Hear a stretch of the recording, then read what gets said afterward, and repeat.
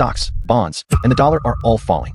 How long can the U.S. economy hold up? Since November, the U.S. tech sector, after 7 straight months of gains, has fallen 3.5% in just 2 weeks. At the same time, the 10-year Treasury note broke its 3-month rising streak and turned downward. Even the U.S. dollar, after 2 months of appreciation, has started to weaken noticeably. Add to this the fact that the U.S. federal government has been shut down for almost 40 days, smashing all previous records to become the longest shutdown in American history. Key economic data releases are delayed, public benefits and relief payments are suspended, and many government employees are struggling to make ends meet, with some even unable to pay their mortgages. Amid all this, talk of a U.S. economic collapse is heating up again. But what's really going on? In terms of industrial strength, production capacity, and technological leadership, the U.S. advantage has indeed weakened compared to 20 years ago. But to a large extent, this was intentional. It was U.S. financial institutions and multinational corporations that drove economic globalization, moving supply chains to Asia, largely to China, to cut costs. From their perspective, offshoring industry meant even bigger profits.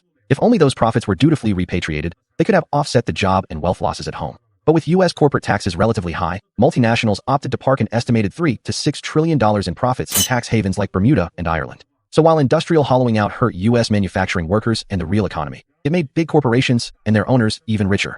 That said, it's important to recognize that these corporations, and the handful of financial giants behind them, like Vanguard and BlackRock, have also funded and driven U.S. technological innovation. Companies like Microsoft, Apple, Tesla, Google, Facebook, and Nvidia have seen their market caps rise for more than a decade, fueled by this immense wealth. And since nearly 40 to 50% of ordinary Americans' wealth is tied up in stocks and funds, this sustained wealth effect has continued to fuel consumer spending, allowing the U.S. to remain the world's largest consumer market, even as industrial jobs declined. That consumer dominance has even given the U.S. leverage to impose tariffs and negotiate advantageous terms in trade, resources, and energy. You might say the U.S. traded watermelons for cucumbers. Its strength has declined, but not as dramatically as some claim. Still, for a vast, resource-rich, culturally diverse supereconomy of over 300 million people, the downhill slope can be very long. So long that it might take a generation or two to fully unfold. Think of the Qing dynasty. Before 1840, it ranked first in global economic output, but its per capita wealth, industrial capacity, and tech level lagged far behind. Its overall power was nowhere near that of the U.S. in the year 2000. Yet despite internal unrest and foreign pressure, the Qing dynasty didn't collapse overnight.